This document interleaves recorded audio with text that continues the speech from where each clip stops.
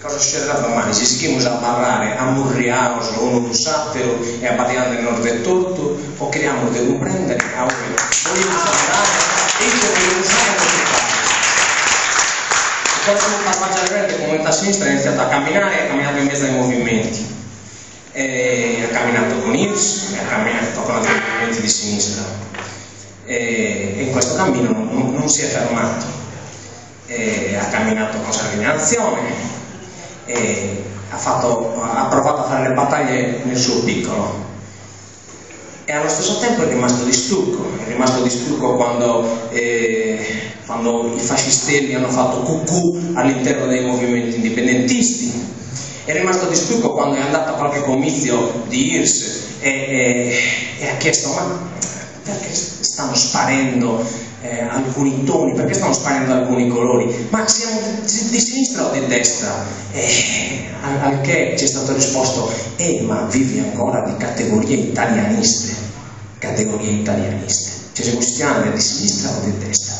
L'indipendenza, se è immersa in valori di sinistra, perché se non è immersa in valori di sinistra significa che è autoritarismo, significa che è dipendenza, significa che è liberismo e tante altre belle parole che non hanno. Quando le prime volte che ci siamo avvicinati alla politica di IRS, 2002, attorno agli anni dei social forum, del forum sociale mondiale, mi ricordo quasi a memoria un'intervista di Gavino rilasciata alla Nuova Sardegna, se non sbaglio dal Forum Sociale Mondiale di Firenze, e gli si chiese: ma com'è questo movimento indipendentista, pacifista, eccetera eccetera, vicino a chi siete vicini politicamente? E Gavino dice una cosa che poi vi racconto l'altro aneddoto. E Gavino dice una cosa, noi siamo parte di quella sinistra europea, di quella sinistra mondiale che si oppone a queste forme barbare di globalizzazione. Barbare posso dire tutto io, queste forme di globalizzazione. Questo lo disse. Anni dopo, quando questa intervista era finita nell'ultimissima pagina del sito di IRS, l'ho ristampata e gliel'ho sventagliata sotto il naso a uno di questi che era venuto a fare il comizio elettorale per IRS, eccetera eccetera. E allora mi disse proprio questa cosa: categorie italianiste.